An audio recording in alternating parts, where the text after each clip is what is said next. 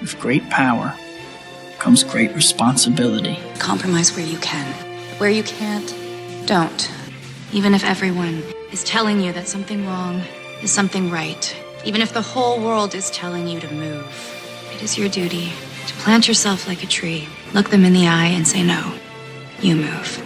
Never step onto the battlefield of ideas unprepared.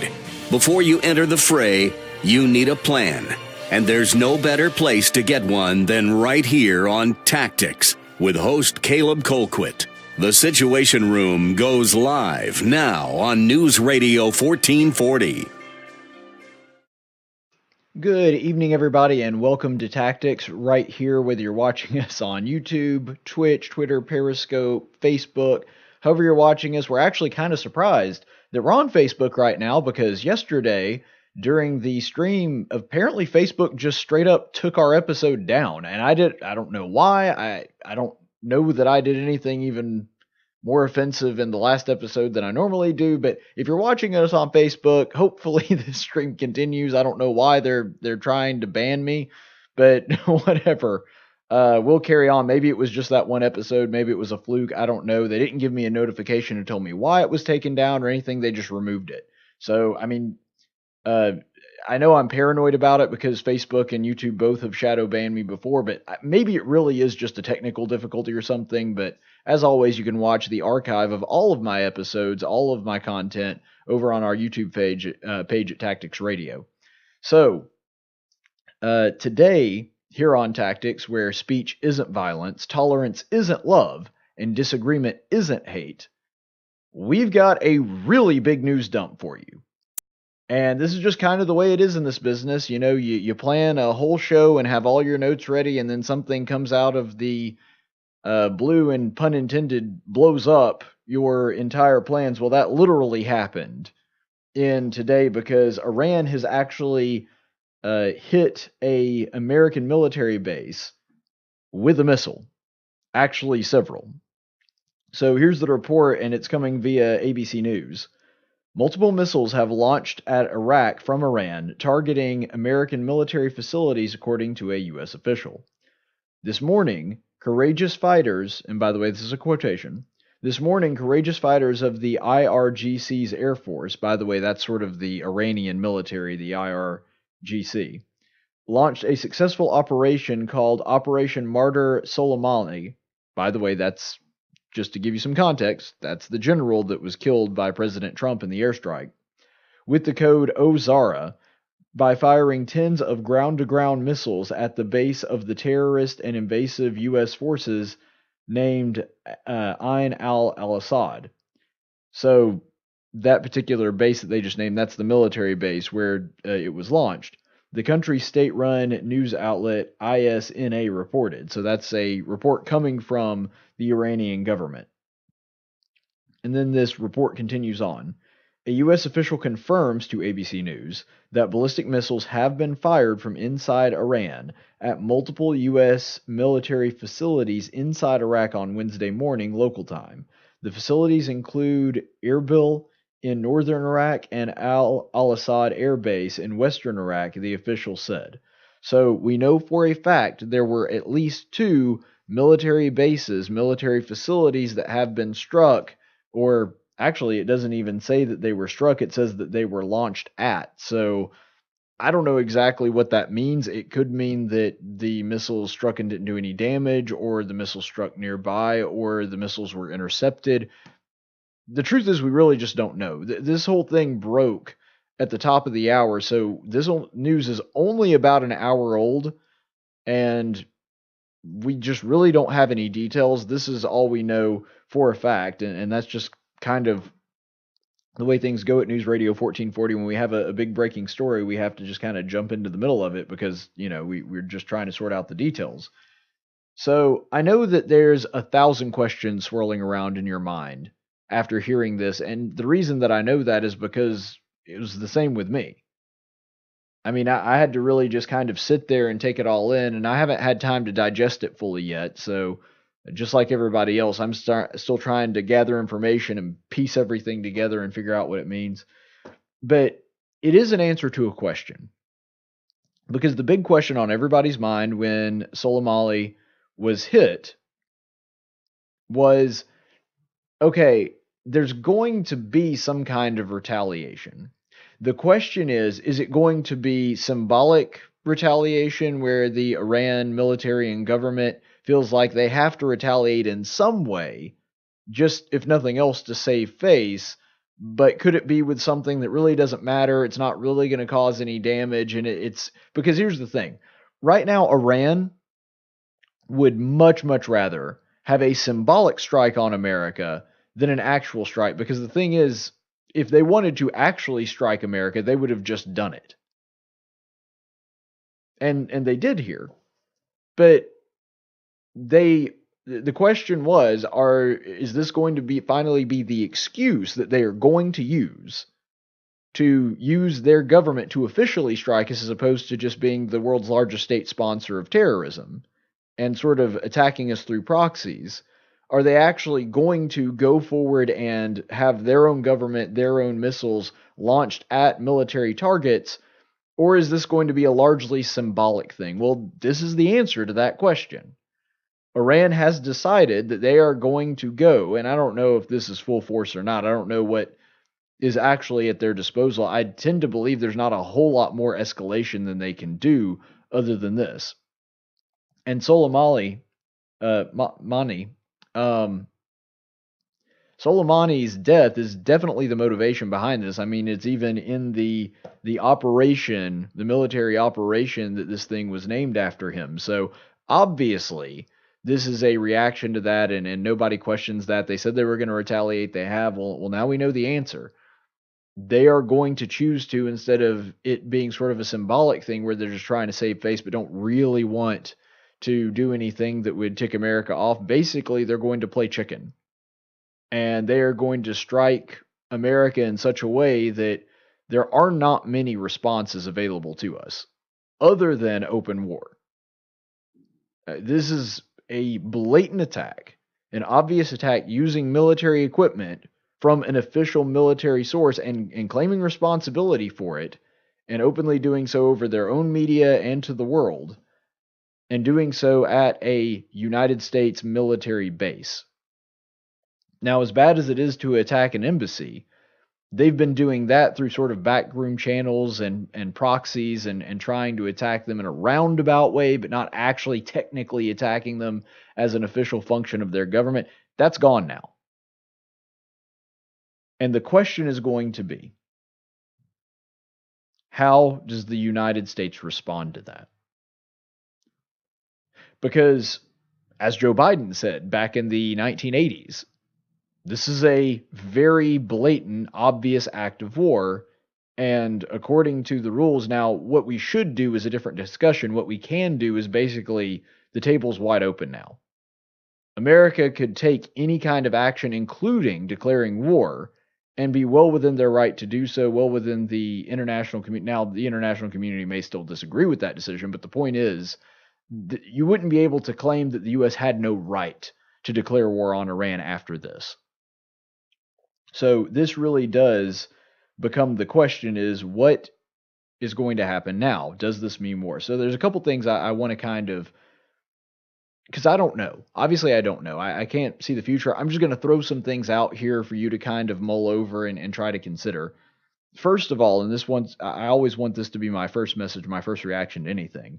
Please pray for our president, pray for our Congress, pray for our military personnel, and pray for our country overall, and the people of Iran. Pray for them as well.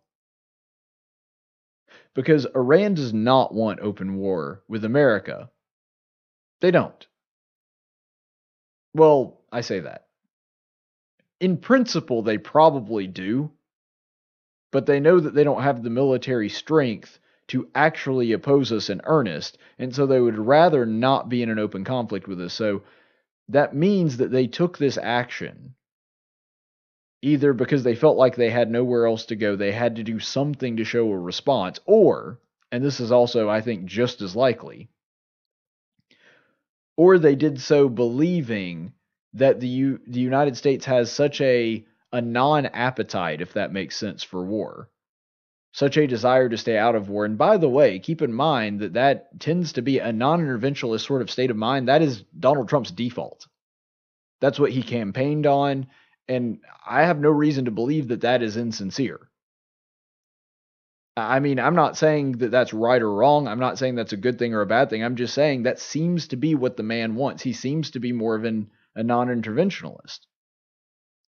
Sometimes he even takes stances on that I disagree with, in the handling of the pulling all the troops back, that kind of thing. So he tends to have a non-interventionalist streak, and perhaps Iran was sort of hoping and counting on that the United States was not going to respond in kind or with something that is even more devastating to them. That's a distinct possibility.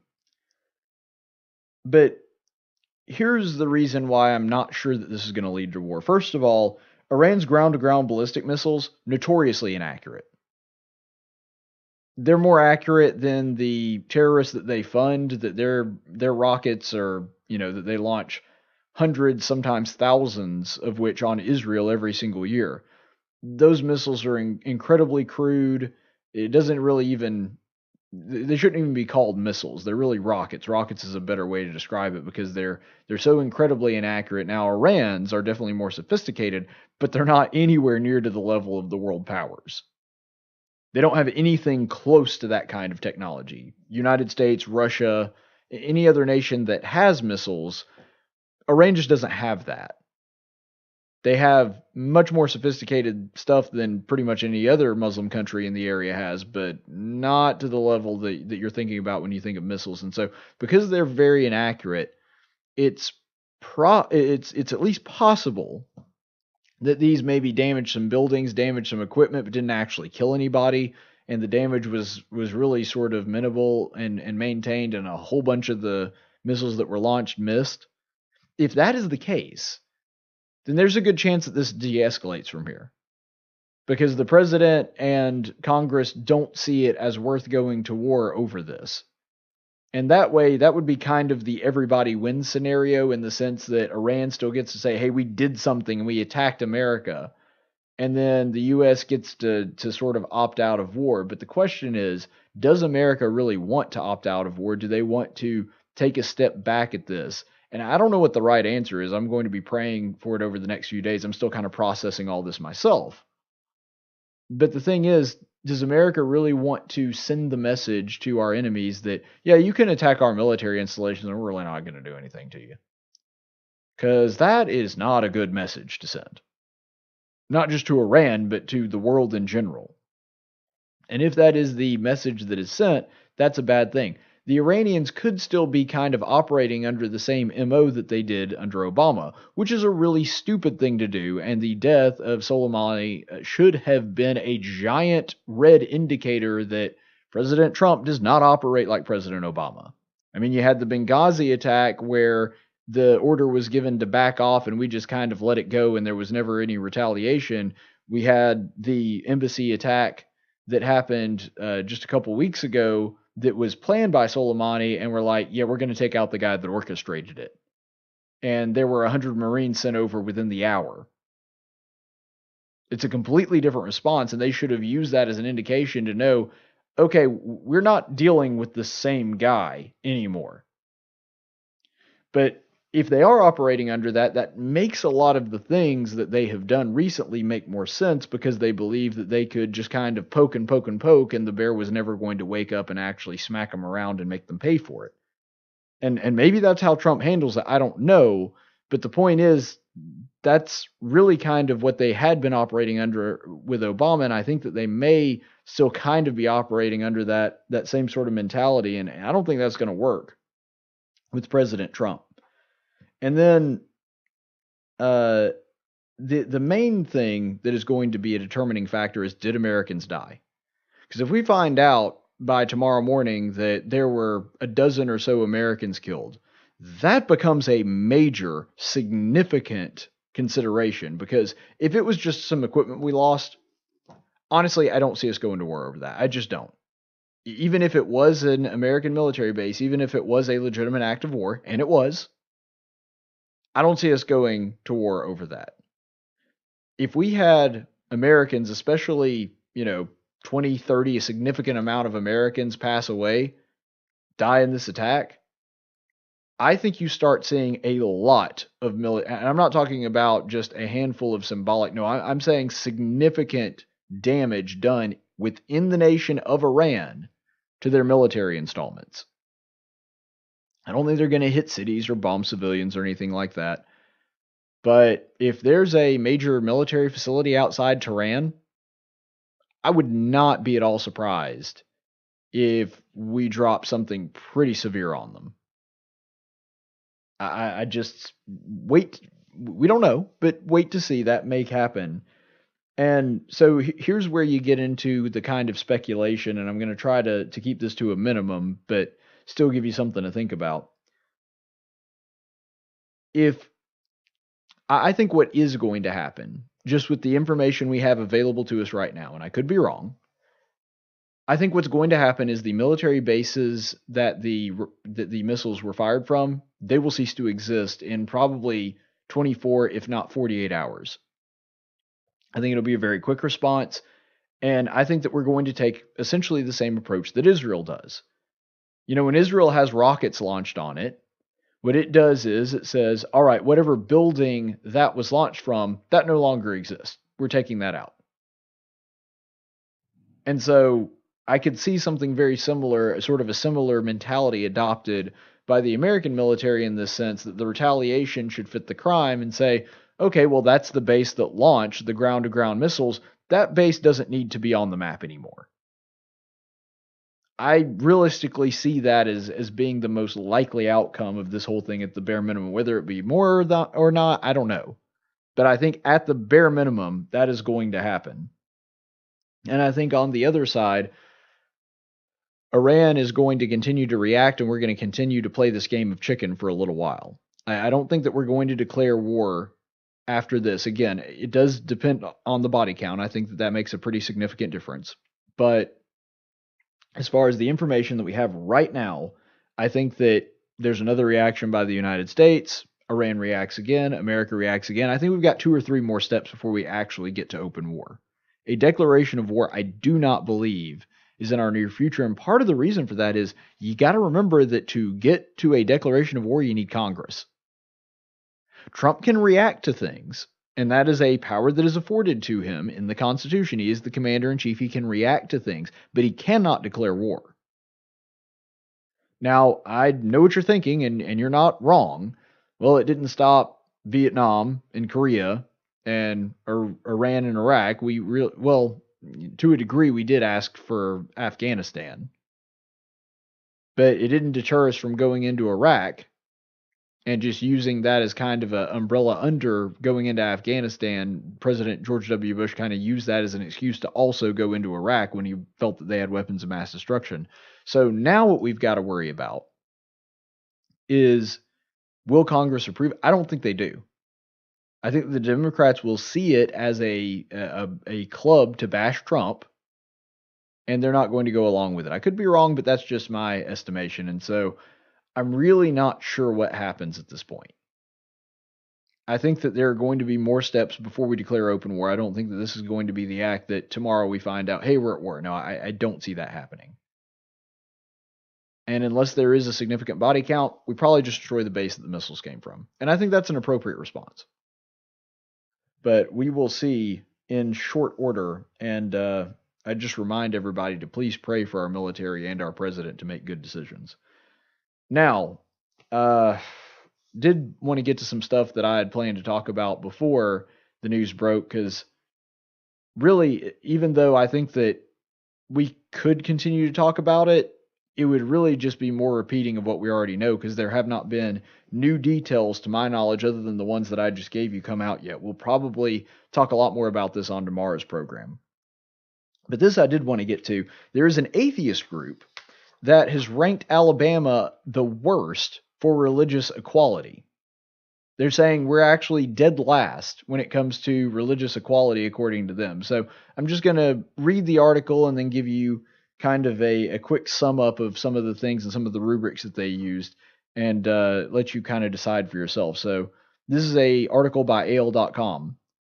The group American Atheist has ranked Alabama one of the worst states for religious equality, according to a report it released today.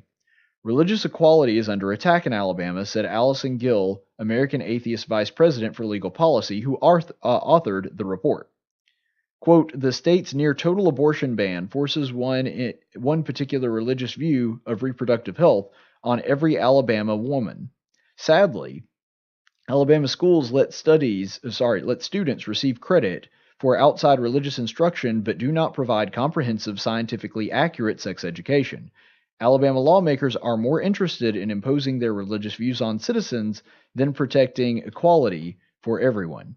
So there's a couple issues with this. First of all, and this one's very obvious, it plays right into that mythology that the only reason anybody would ever be opposed to abortion is because they have a religious worldview. It's their religion that is the reason that they are against abortion. But here's the problem with that. It's simply not true.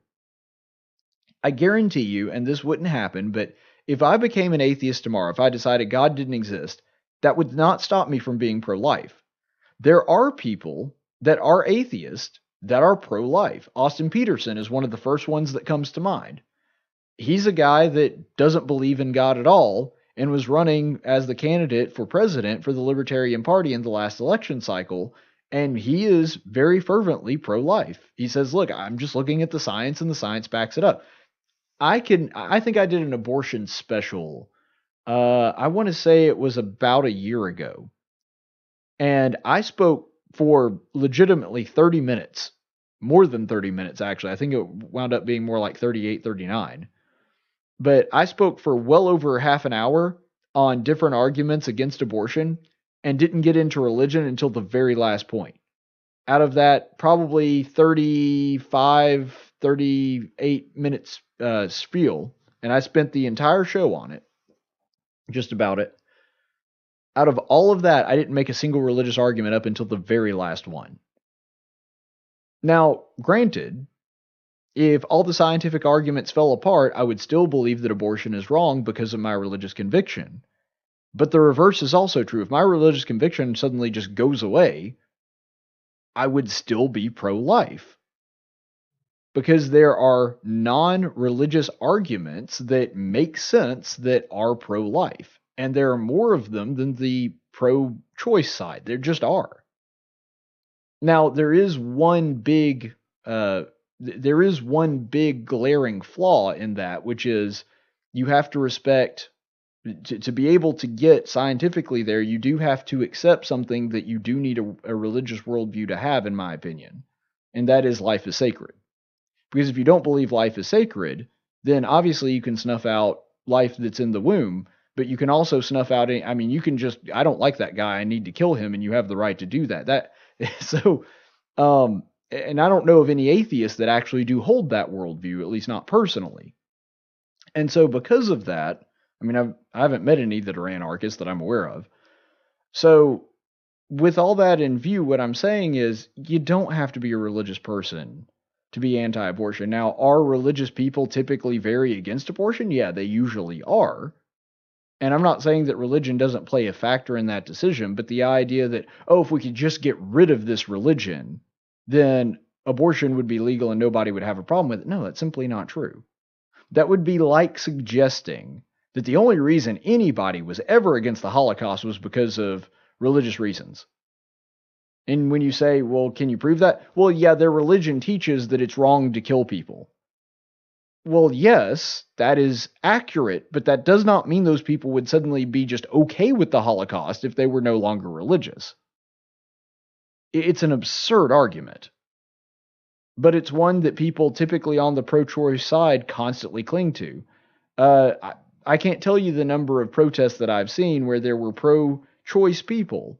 One of these happened on Auburn's campus. I remember I was actually at one. And the guy was walking around with a sign that said, "Keep your decision out of my uterus," which was hilarious because it was a dude. But I don't know if he was just holding the sign for someone else or he was a trainee. I have no idea. But either way, he was holding up this sign, and it's not imposing a religious belief on somebody. If my religion were to vanish, I would still be pro-life. But the left continues to cling to this. So here's the other part of that. We'll read a little bit further down. The group's 2019 State of the Secular States report, an analysis of state laws and policies released today, ranks Alabama as the worst alongside Kentucky, Arkansas, and Arizona in terms of religious equality as determined by American Atheist. The 2019 State of the Secular States provides a roadmap to fight Christian nationalism and promote religious equality, said Samantha McGuire, American Atheist National Field Director. To be successful in 2020 and beyond, activists and legislators should make use of this powerful resource and demand equality from their elected officials. All right, so there's several minor points that we're going to get to in a second because I go in depth into the report on their website, and we'll get into some of the reasons why that is absurd. But for now, suffice it to say, I wanted to bring this in. Christian nationalism, not a thing. It's just not a thing. There's no such thing as Christian nationalism. That would be like being an Islamic Judist. You can't be a person, and I'm talking about not racial Jews, I'm talking about specifically the religion of Judaism. You cannot be both Jewish and Muslim. It's not a thing. You have to be one or the other. Those two are mutually exclusive. For the same reason you couldn't be a Muslim Christian. Well, no, Christians believe that Christ was God in the flesh. Islamists believe that he was not and he was merely a prophet. Those two things cannot coincide together. And so the idea that you could be a Christian nationalist is just stupid. Because here's the thing. A nationalist, the whole ideology is deeply tribalistic, deeply rooted in racism and the belief that some nations are better than others, that your nation is superior to other nations. Now, you can believe that your nation is superior to another nation and not be a nationalist, because, that's a completely different ideological plane. I believe, for example, that there are many nations that are superior to other nations, but I'm not a nationalist because I don't believe that my nation, by right of being my nation, is something that I ought to have loyalty to. I have loyalty to the ideas behind it, but I'm not loyal to the nation itself in the sense that that trumps every other belief. I don't have a special affiliation, like a tribal affiliation or a racial identity with my nation. I just don't. And that's everything that nationalism was born out of. And Christianity specifically teaches against that. The whole point of Christianity is that we're all created by one God, we're all brothers and sisters, and everybody is made equal through the saving power of Jesus Christ. Because if you're an atheist, if you're a secularist, nationalism makes perfect sense. Nationalism is rooted in secularism. All of the major nations that fell prey to nationalism, every single one, run by secularists, run by atheists. That's not a coincidence. And so it's hilarious to me they're trying to ascribe nationalism to Christianity when the truth is the only nations that were ever truly nationalistic were secular in nature. I mean, the nationalistic tendencies, for example, of Mussolini or of Adolf Hitler, those were incredibly secularist regimes that denied and denounced the Christian worldview. And so it's ironic that they have their ideology completely backwards in this. They're trying to say that nationalism and Christianity are somehow equated or the same thing, and nothing could be further from the truth. There's a reason that we have verses that talk about in Christ Jesus, you don't have Jews and Greeks, you don't have bond and free, you don't have male and female, that everybody is one within the church. That's part of the symbolism, for example, of the Lord's Supper. You'll remember that favoritism was being played, and we see this played out in the first century church, both with James and also with Peter, and Paul actually rebuked Peter for showing favoritism and for not sitting with the Gentiles and not dining with the Gentiles when the Lord's Supper was being carried out in the worship service. And so everything that Christianity teaches is in opposition to nationalism. You cannot be a Christian nationalist. That is not a thing. You are either a nationalist or a Christian or something else entirely, but you cannot be both. And then the article wraps up. In Alabama, Dangerous religious exemptions endanger children by shielding faith healers, impeding vaccination and allowing discrimination in foster care and adoption, Gill said. In 2019, the state passed a law encouraging public schools to offer Bible classes. Quote, more often than not, these Bible classes end up resembling Sunday school rather than public school because schools fail to meet the constitutional requirement to teach them in a secular way, Gill said. All right, so what you're telling me is that the Bible classes, they resemble Bible school, Sunday school, to use your term. Those Bible classes resemble Sunday school more than any other class in public school? Duh?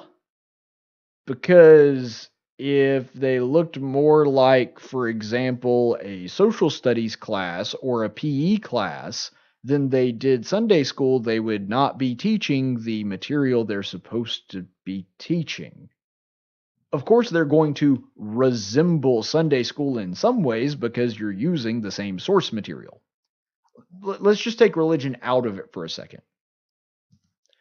Let's say you were studying Path of the Jedi, something that the vast majority of people do not see as religion. There are people that do. And let's say that you taught Path of the Jedi in a public school, just, I don't know, as part of a pop culture class. Would it then be a fair criticism to come out and to say, well, you know, there are religious zealots out there that actually do teach Path of the Jedi as though it is a real religion. And when they meet up and they talk about it and they discuss the things in the book, that's kind of similar to what goes on when they teach Path of the Jedi in the public school. Well, yeah, they're teaching the same book. Now, I'm with you on the idea that you don't want a public school teacher trying to convert somebody to their church in the class. I'm not saying that you should do that, but I got to tell you, I've actually seen that curriculum myself. And the reason that I have is because my father, a public school teacher in the state of Alabama who had a master's degree in Bible, was going to teach it. They wound up, it didn't work out because there was a scheduling conflict or whatever, and so he wound up not teaching it.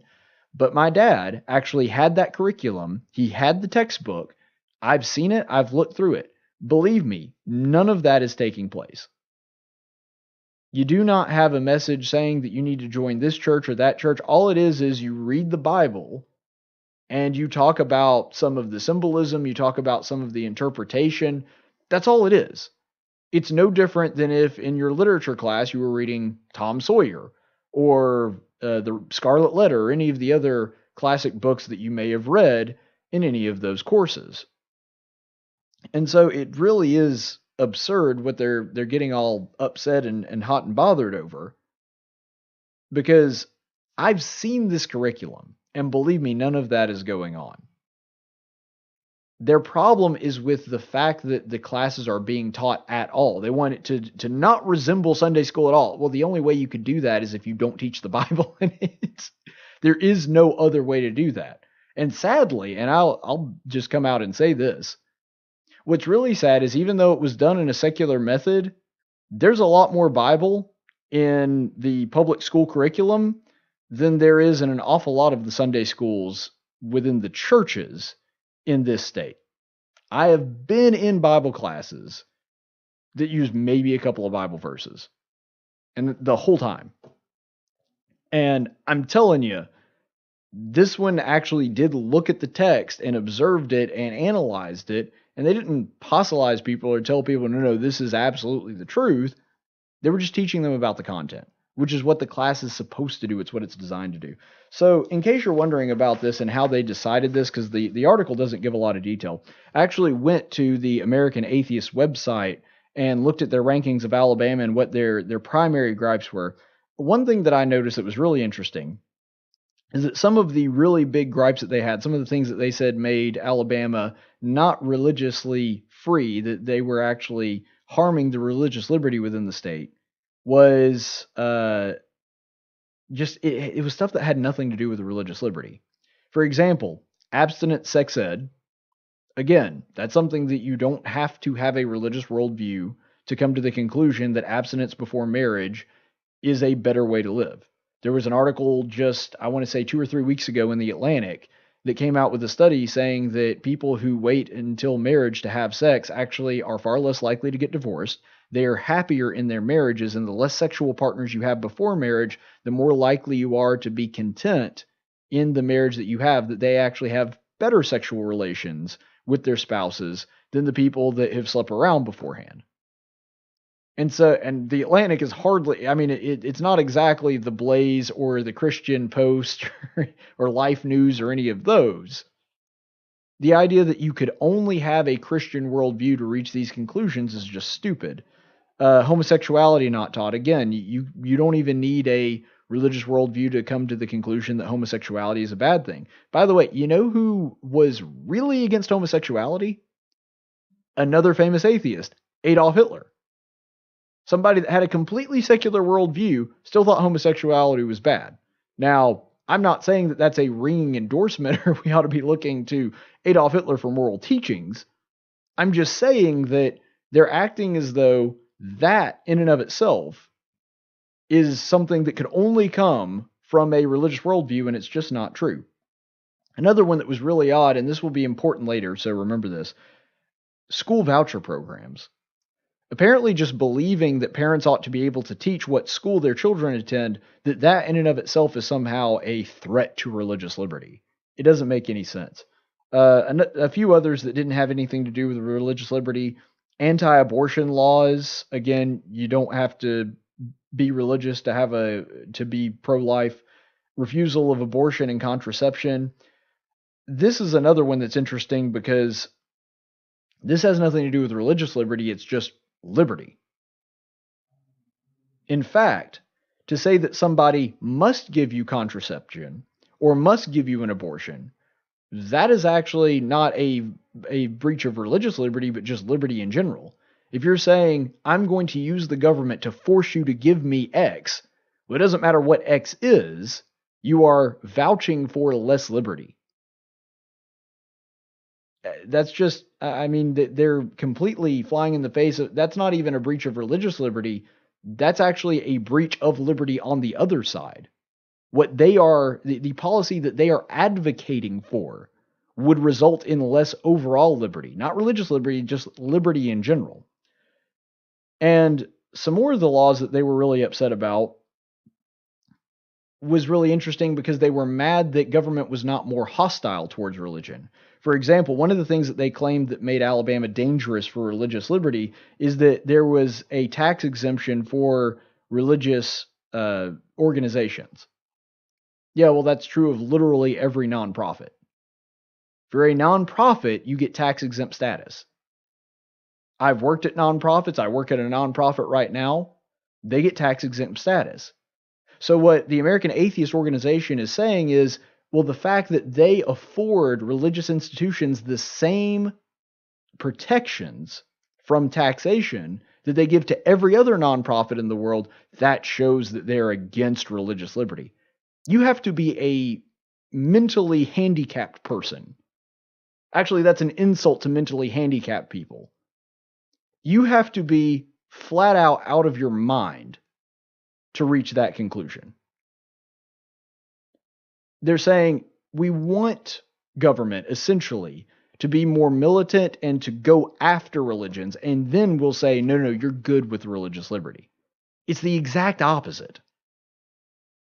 And then they also said that religious-based foster care and adoption services, and this goes back to something they were saying earlier in the article, what that means is, and so I can translate for you, what they mean by that is they don't like that there are religious institutions that provide adoption services because those adoption services could presumably either only hire Christians or only hire people that share their faith, or they could make that distinction with the parents that they pair the children with.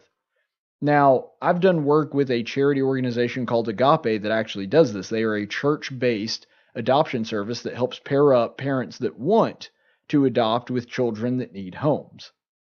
And somehow they're saying this is a bad thing. Somehow this organization is saying that churches helping children that don't have homes find homes, just because it happens to be religious based and because there is charity behind it, that is a bad thing. Look, there are government services that do that too, but churches try to help pick up the slack and help these children that need help out. I do not understand, because there are, I'm sure, religious-based foster care and adoption institutions that are affiliated with one specific church, like, let's say, the Catholics or the Baptist. I'm not angry that they might choose only a Catholic over a Church of Christ person, because they're a nonprofit charity. They don't have to help anybody. The fact that they are helping kids find homes is a positive thing, regardless of whether or not I agree with the theology of the people involved in it. So what? They're helping kids find good homes. Now, if they started, I don't know, placing kids with terrible parents, okay, then there's a legitimate criticism, but there's no evidence that is taking on. These people are saying merely by the existence of a religious institution that provides adoption services and foster care, then automatically it's bad, that's somehow a threat to religious liberty. It's funny, it seems like every single suggestion that they're saying is a threat to religious liberty is actually a way that Alabama goes out of its way to protect religious liberty. You see, everything that they are vying for, even at the tail end, and this is something I agree with, at least in the sense that you should vaccinate your children, and you shouldn't rely on faith healers. Even though I agree with their seeming stance on that, the government still should not get in the way of that. Even if you thought that was a good idea, even if you said, no, the danger to children not getting vaccinated is too high, we have to force vaccinations on someone. I disagree with your stance, but even if you said that, you have to acknowledge that that is a lack of liberty, not an increase of it. The government coming to you and saying, no, you must do this and you must raise your children that way, that is a lessening, a detraction of liberty, no matter how you slice it. Now, you may say that it is one that is necessary, and I'll have that discussion with you. But the point is, you cannot say, but that's going to increase our liberty. No, I'm sorry, it doesn't. By definition, that is a taking away of liberties that formerly you had. What's really going on here, what is really at the core of this whole thing, is that they are saying that anybody that does not toe the line on their secularist leftist agenda is a threat to religious liberty. They are trying to disguise that under the veil of saying that they are people that are for religious liberty, because ultimately they are for government. Government is their God, and you cannot opt out of that. They are the religious zealots trying to force you to do what they say, because their religion is secularism. And if you don't abide by that, and if you don't turn your children over to be indoctrinated by our religion, then you are a threat and you must be taken down. And if you don't believe me, why else would they be against a school voucher program? Why would they be against a program that says, well, we'll just let parents make decisions for their child's own education? They say, no, that's wrong, and that's a threat to religious liberty. Why? Because they're saying if schools don't teach things the way that we want them taught, because they also had a problem with what they called anti-science, anti-evolution being taught in the schools. Now, I don't know the specifics on that. They didn't have links to show where this was going on. I don't know exactly what Alabama's law is on that they had a problem with. I'd be happy to invite somebody and have that discussion with them. But that's a pretty clear indication. They're saying, no, the schools have to teach things the way that we see it. And if they don't do that, we need to make sure that kids don't have the opportunity to opt out and get an education that teaches a different worldview. So in other words, they're saying, you have to turn your children over to us to be educated exactly the way that we want them to. And if you say no, you're a threat to religious liberty. No, you're the one that's trying to indoctrinate children who do not belong to you, that you are not the parents of. You're the crazy religious zealot. And it amazes me that they cannot see that. We're going to take a quick break and we'll be back in just a second on tactics. And now for a reading from the Social Justice Warrior Bible with Pastor Gregory Post. Welcome in. I'm Gregory Post, head pastor at the Eternal Living Word Trans-Denominational Community Church and Coffee House in Novato, California. Now it's time for a reading from the SJW Bible. Today's reading will come from Leviticus chapter 10, verses 1 through 10. Now Nadab and Abihu, the sons of Aaron, took their respective fire pans, and after putting the fire in them, placed incense on it and offered strange fire before the Lord, which he had not commanded them. And the fire came out of the presence of the Lord, which created a wicked cool light show for them to see, and totally got everyone feeling the Spirit's presence. Then Moses said to Aaron, "It is what the Lord spoke, saying, even though I didn't command you to use this strange fire, I totally understand your need to express yourselves in worship and keep yourselves entertained." So Aaron therefore danced and yelled with joy, knowing that his sons were having a good time at worship. Moses called out to Mishael and Ezaphan, and the son of Aaron's uncle Uzziel, and said to them, "Come forward, carry your relatives away in front of the sanctuary outside of the camp, for they have fainted from being overwhelmed by the power of God's coolness." So they came forward and carried them still in their tunics outside the camp, as Moses had said. Then Moses said to Aaron and his sons Eleazar and Ithamar, "Do not uncover your heads, nor tear your clothes, because God wants us to always be happy, and as long as we're happy, He's happy.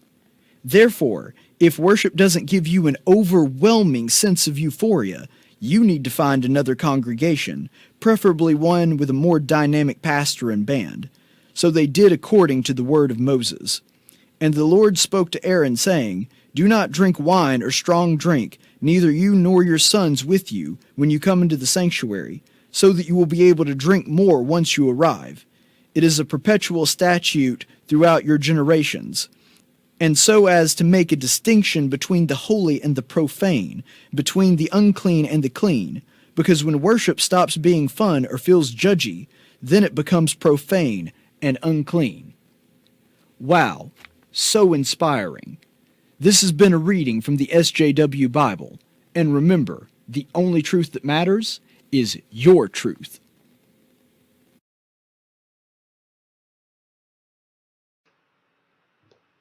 And welcome back, everybody. Well, it is that time of day yet again, the Daily Dose of Stupid. No, you messed it up. You're stupid. And today's Daily Dose of Stupid, really, the best way to summarize this is just, in general, the left's reaction to the Soleimani. I mean, the guy, after being killed, the left's reaction to it has just been insane. And I think the best way to sum it up, and it's amazing how much memes have become a part of our life. I saw a meme the other day that it was Donald Trump in a tuxedo doing what seemed to be some kind of magic trick, and it said, "And for my next trick, I will make Democrats defend Iran." And he totally did. I don't think that was the plan. I don't think that's the reason that Trump did it. But I gotta say, it has been really funny to watch Democrats defend a terrorist for the past several days. So to give you an idea of who this guy really was, I'm just going to give you a quick primer on this. First of all, he led the Quds Force and the IRGC, both of which were put on a terror list for the first time recently. And he was present really everywhere in the Middle East because of these forces. I mean, he was in Syria, the Levant, Iraq. This guy's forces were everywhere, and his job specifically, and this is part of the job description, his job was specifically to spread Iranian influence across the Middle East. He even had people in Israel committing acts of terror there. In 2011, there was an attack that was orchestrated by him that was foiled to bomb people in Washington, D.C. They were going to hit several spots within the capital of our country. There was also an attack on an Israeli embassy that killed 86 Jews at the cultural center that was adjoined to this Israel embassy. That happened back in 1994. He also captured U.S. soldiers in Iraq. There was one time where he captured 5 U.S. soldiers to try to get, he actually kind of put a bounty on their head and wanted to get his own fighters released back to him. And to do so, he captured U.S. soldiers. He did torture certain U.S. soldiers that he captured. One story that was really gruesome and really gross, he was torturing them with a power drill. It's actually drilling through one of the soldiers' leg. I don't know if he was trying to get information out of them or he was just doing it for kicks and giggles. But this is the kind of person that this guy was. He has the blood of countless U.S. soldiers in Iraq on his hands, several with which that were direct attacks, several with which just IEDs that they'd planted all over the roads knowing that there was going to be military. You know, you hear about nowadays, and granted we've been in Iraq since 2004. You hear a lot nowadays, you'll see soldiers that are missing limbs, missing legs, and how many times have you heard one of them say, yeah, I lost my leg to an IED? Well, if they lost their leg to an IED, this guy was probably behind that. I'm not saying he was the only one planning IEDs, but he and his forces were the main people that were doing that. And by the way, the people that wound up just losing their legs to one, they're the lucky ones. There's no telling how many U.S. soldiers have died because of the actions of this guy. There is evidence that, of course, he orchestrated the Benghazi attack, and part of the reason that a lot of people believe he was attacking the more recent consulate, the more recent embassy, that this whole thing, his death was actually a reaction to, the one in Iraq, it's because he was trying to repeat Benghazi. He was trying to do the same thing. He thought the reaction was going to be pretty much the same, not really taking into consideration that President Trump is not President Obama, and so the reaction was completely different. So there was evidence that he orchestrated not only that, but we know that he orchestrated the one in Iraq that was basically a copycat of Benghazi. And here's the really interesting part. His organizations just recently got added to a terror watch list, but he was added to a terror watch list just a couple of years ago. Now, why would somebody this bad, that has this bad of a rap sheet, have not been on the terrorist list before? The answer is he was. He's been on the terror watch list here in the United States for a very long time. So why is it he was added back a couple of years ago? Because President Barack Obama had him removed. And when did he have him removed from the terror watch list? Right around the same time that the Iran deal went through. We are still today learning some of the devastating effects of the JCPOA. There were all kinds of kickbacks and payoffs to Iran to get this deal through. We know about the iRansom thing where there were pallets of cash shipped to them in the dead of night. And by the way, breaking our own laws to do that, subverting not only Congress, but actually going around our laws against converting anything into Iranian, trying to scoot around that. And then we find out that part of the payoff was actually that this guy's name was taken off of the terror watch list and put back on later after Obama left office. Obama personally took his name off the list. I mean, we may never know about all the shady dealings that went on with the Iran deal. And an interesting thing, too, is that we had a report today that 56 people actually, unfortunately, died, lost their lives at his funeral because there was a stampede. So, I mean, he's still responsible for the deaths of more innocent people even after he's dead. I mean, I guess technically he's still doing his job even after he's gone. Man, that's a heck of a dedication to your job. But sadly, 56 people in Iran were killed today at his funeral with that. So that's a more innocent people that he's kind of responsible for. I guess that you could say he's still doing his job even after he's gone. And the media and the way that they have been treating it really is disgraceful. I want you to watch this. This is a montage that was put up the other day of some of the media handling the coverage of his funeral. Take a look. He was a war hero, the commander of Iran's feared Quds force. Qasem Soleimani was no ordinary general. The U.S. officially classified him as a terrorist, but in Iran, he was a national hero. He's regarded as personally incredibly brave. The troops love him. I was trying to think of somebody, and I was thinking of de Gaulle. A revered figure in Iran and some other places in the Middle East. Smart, charismatic, ruthless, strategic, and bold. His power made Iranians proud. But even many of Soleimani's enemies admit admitted he was a military genius. Qasem Soleimani was an evil genius. Soleimani was in charge of spreading Iranian influence around the world, and he was extremely good at it. He is think of the French Foreign Legion, if you will. By killing Qasem Soleimani, the U.S. has stripped Iran of an inspirational military leader. The crowds are massive and emotional. There are many tears here. Thousands of mourners on the streets in Iran. Symbolic caskets aloft, weeping and chanting, "I am Soleimani." The supreme leader of Iran weeping and praying over a coffin draped in the Iraqi flag. It's difficult to convey how revered he is. There was talk in Iran Soleimani might be a future president. Now, I want you to remember after seeing that, this is a guy that has just as much American blood on him as al-Baghdadi. I think it would be hard to argue that he had as much American blood on him as Osama bin Laden just because of 9/11. Although, believe me, if this guy could have pulled off something as big as 9/11, he definitely would have. I think that there's even if you tallied it up, it might even be as much as Osama bin Laden. But this is somebody that was, without question, a terrorist. And what kills me about this is the tone and tenor, because on its surface, some of the things that were said in that montage aren't really that bad. The guy calling him an evil genius, for example. Well, he was an evil genius. Technically, that is accurate. And some of the people reporting how much the people in Iran loved him. Here's the thing. The reason that ticks me off, especially as a member of the media myself, is they're being snowed and they're playing into it. They're trying to paint it in the best possible light. Because are there really people that were religious zealots over in Iran that really are sad at his passing? Yeah, that's accurate. But there were an awful lot of people there that hated the guy.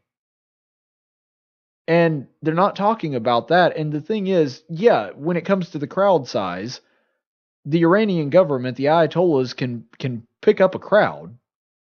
But that's because an awful lot of that crowd is being either threatened or paid off.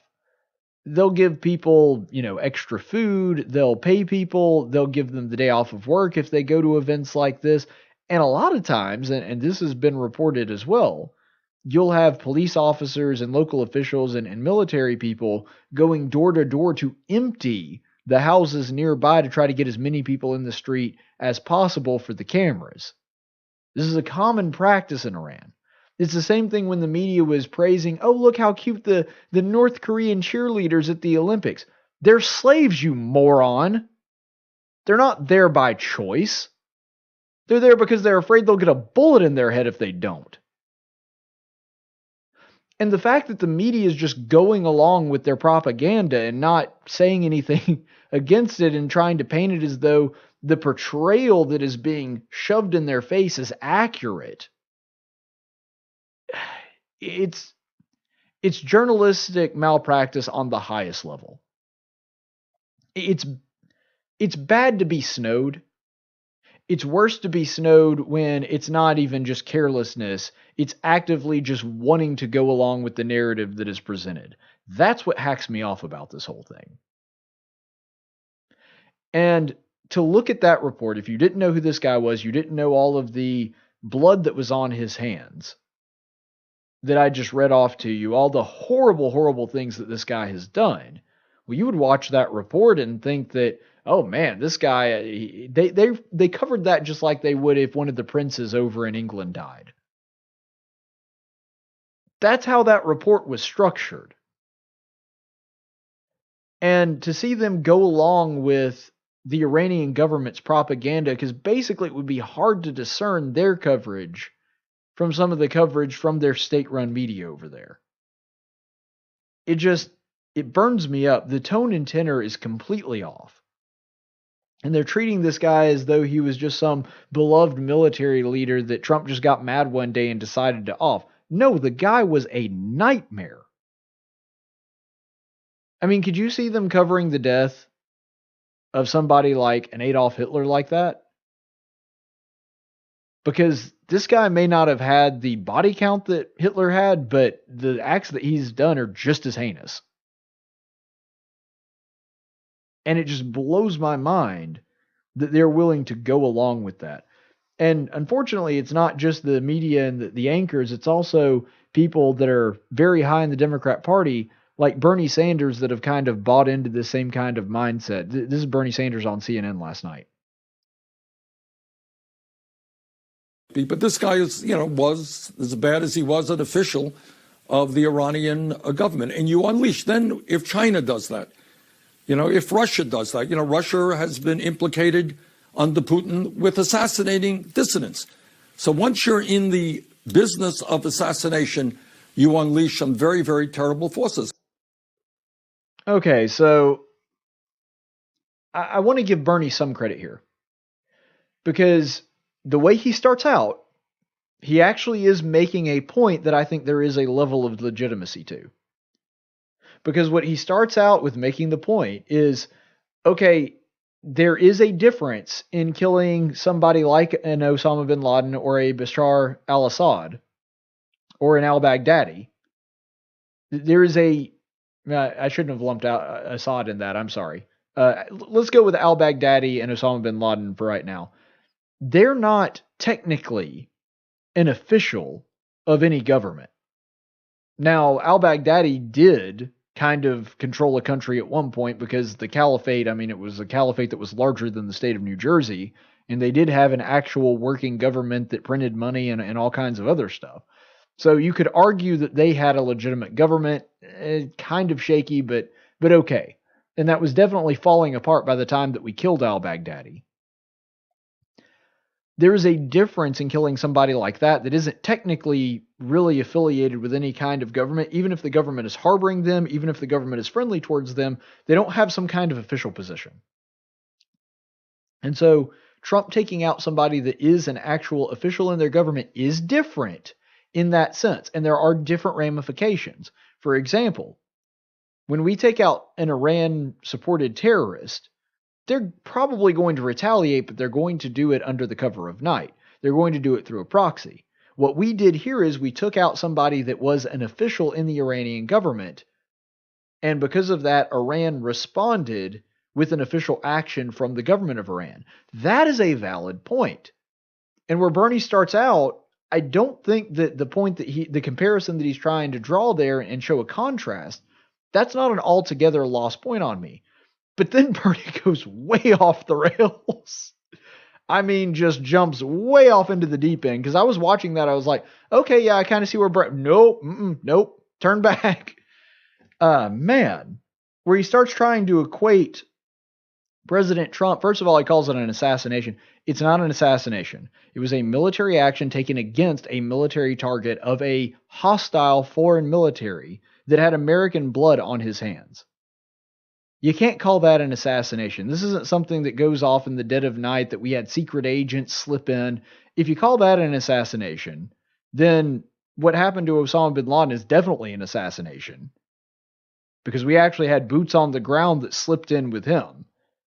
I don't remember them calling when they took out, well, they didn't take out Saddam Hussein. When they took out al-Baghdadi, that wasn't an assassination, was it? Because that was certainly more akin to what people think of when they say an assassination than what happened here, where there was an actual airstrike. And so the idea that this was an assassination, that's a stupid term to use here. But secondly, and more importantly, you're equating Trump to Putin, really? That Trump taking out a military target that had American blood on his hands is the same as Putin just going after people that disagree with him? Going after journalists that don't think that he's that great or try to report on things that make him look unfavorable?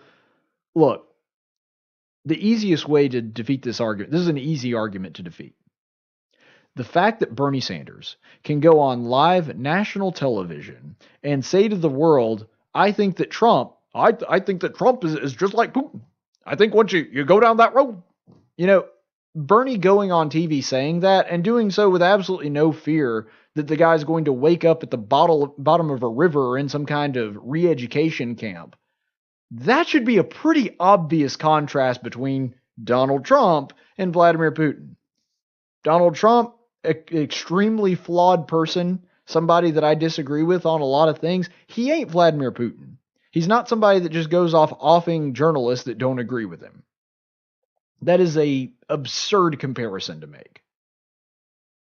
And Bernie Sanders has no business speaking to intelligent people at this point.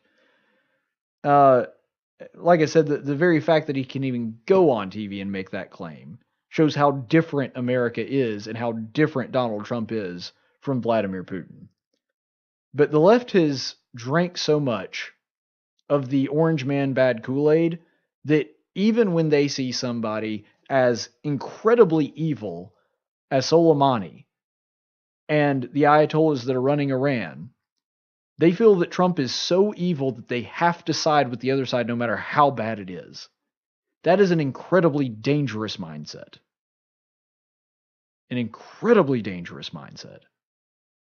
It's part of the reason that I don't subscribe to this lesser of two evils mentality. You don't side with evil to combat evil. You just don't. They have convinced themselves that Trump, flawed as he may be, is a bigger threat to this country than the Ayatollahs. They have jettisoned all reason from their minds because of their hatred of the guy. And it's really sad to see. Because there was a time where Americans, we may vehemently disagree with our political opponents, but we could all come together for a moment like this. We could all come together and agree, yeah, this was the right thing to do. And we can fight with each other another time. There are certain moments where we just come together and say, this was the right thing to do. This was one of those moments, and the Democrats are so bloodthirsty for Donald Trump that they cannot get past that enough to see that to even admit that Trump did something right. It really is sad to see. Let's go on to the chaplain's report.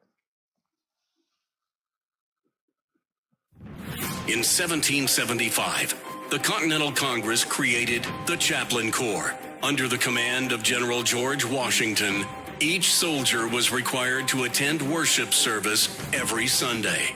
While other armies advanced on their feet, Washington's troops advanced on their knees. It's time for the Chaplain's Report with Caleb Colquitt on tactics. Chaplain's Report today comes from the book of Genesis. I've recently been reading through Genesis. My church and I actually started a Bible reading program where we go through the Bible in a year. And so you might notice that some of my chaplain's reports coincide with that from time to time through 2020. And I was reading through Genesis 16 the other day, just to give you a little bit of context of how this is going on and what is going on in this story. Abram has now left home about 10 years ago, because when Ishmael was born, he was 86. When he left home, he was 75.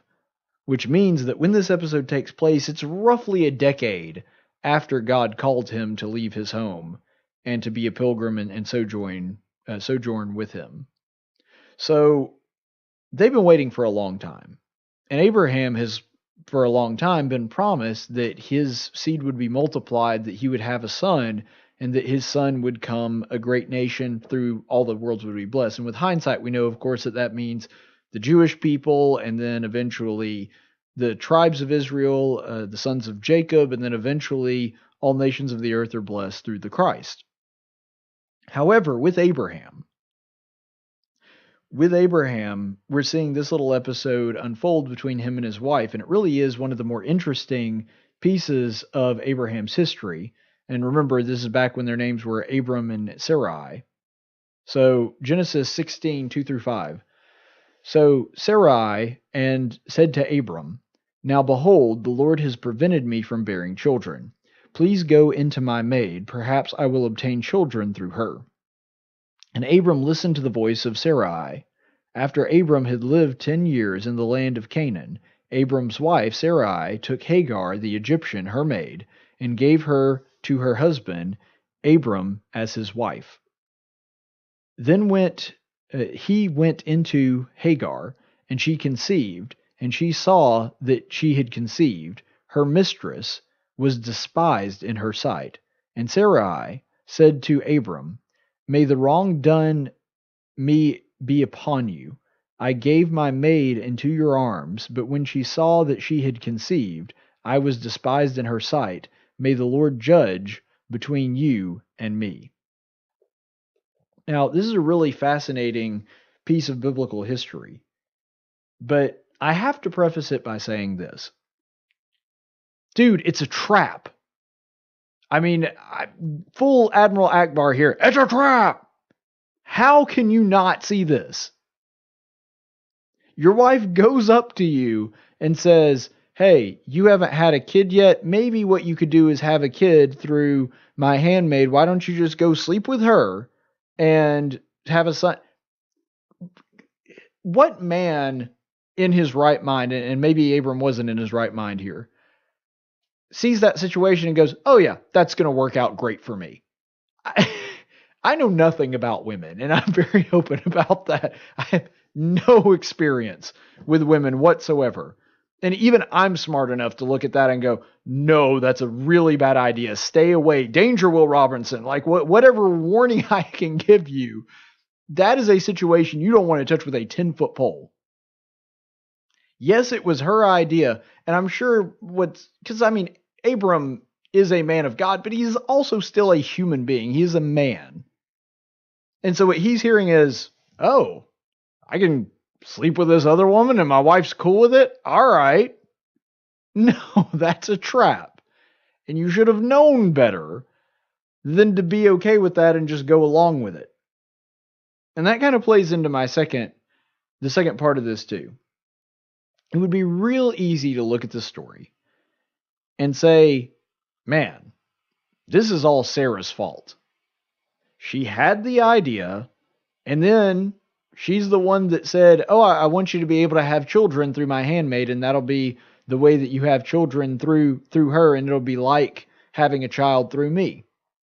And so Sarah's idea, it's her idea, then she's the one that gets mad about it, and then later on in this chapter we find out she is the one that is actually abusing, and we don't know exactly what level of abuse that goes to, but it was pretty severe based on the biblical context here, was abusing her handmaid. It's easier for us to look at as like, wow, Sarah should have never gone for that. She should have never had that idea. It was a stupid idea to begin with, and then when it did happen, she should have dealt with the consequences of it better. All of that is true. But here's the thing that sometimes people overlook when looking at that. Why did Abraham let Sarah make really bad spiritual decisions for his household? Because this is part of the divine nature. This is part of the divine understanding of how men and women are supposed to operate that goes all the way back to Adam. You'll remember, if you read back to Adam, this is one of the very first things that God tells men and women about the roles of men and women. Abraham is supposed to be the spiritual leader of his household, and he is falling asleep on the job here.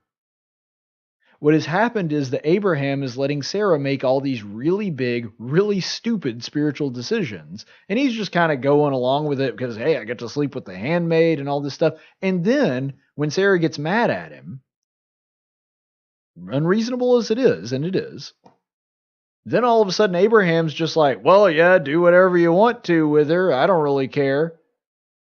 Abraham has completely neglected his role as the head of the household and the spiritual guide of his family. And this is even more true in a time where God's word was not pinned down. This is in the age of the patriarchs where God is speaking directly to Abraham. He's supposed to be the spiritual representation, the spiritual leader of his family, and he's just kind of letting Sarah do whatever she wants, whether it's right or not. I'm not saying that Sarah's not at fault. I'm not saying that Sarah should not have stopped this. What I'm saying is that Abraham could have ended all this before it ever started. If Abraham had been doing his job from the very beginning, then the first time that was suggested to Abraham, Abraham would have said, "No, that's not going to end well. We're not doing that. By the way, God's promised me that an heir is going to come, and so we're going to do things God's way and not worry about it. I'm going to have an heir, and it'll come in God's time." I understand he's getting antsy. A decade is a really long time to wait for a human being. He's still operating on human time, and we all get antsy, and sometimes we make the mistake of feeling like we got to help God's plans along. That if God has promised us something, that we just got to, if we do it this way, then that will be what sets everything right. And if God has promised us something, that we just go with that. That's not how it works. You're operating on a human mindset.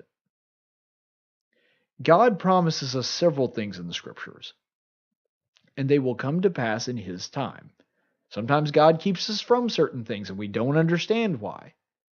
We have to have enough faith in God's plan. We have to have enough faith that God cares enough about us to do what's right by us, to just do things according to His will and believe that He's going to work everything out. Abraham and Sarah, somewhere along the way, forgot that. And they certainly were not operating under that at this time. Both of them lacked faith. And here's really what this all boils down to is we have been given certain roles. Just like Abraham had the role to be a husband and a spiritual leader, and Sarah had the role of being a supportive wife, and both of them are falling asleep on the job at this. But faith has to accompany that too. You not only have to be in the correct role and operating under that correct guideline, but you also have to have faith that God is going to work those things out. That if you just follow God's plan, you listen to His law, you do what's right by Him, you don't start making moral compromises to try to figure out how to make God's plan work out. He's God. He knows how His plan is going to work out. He does not need your help in that. I'm not saying that He wants us to be idle either. But my point is that if God wants something to work out, it's going to work out. What we need to do is to have faith in Him and to trust Him and to know that if we do what we're supposed to do, we uphold our end of the bargain. If we're following God's standards and living by His moral principles, that we don't need to worry about all the fine details of the plan. God's going to work those out for us. This is an example of where God would prefer obedience and trust to trying to fix a way around making God's plan work. That doesn't work. We need to fall into trust of Him, put our faith in Him, and that's what's going to make everything work out in the long run. Stay the course, friends. Tactics is a production of News Radio 1440 and Cumulus Media Montgomery. Any opinions expressed on this program are those of the host and do not necessarily reflect the opinions of Cumulus Media. The theme song for Tactics is 6 Foot Town by Big and Rich. Graphics by Jessica Dawson.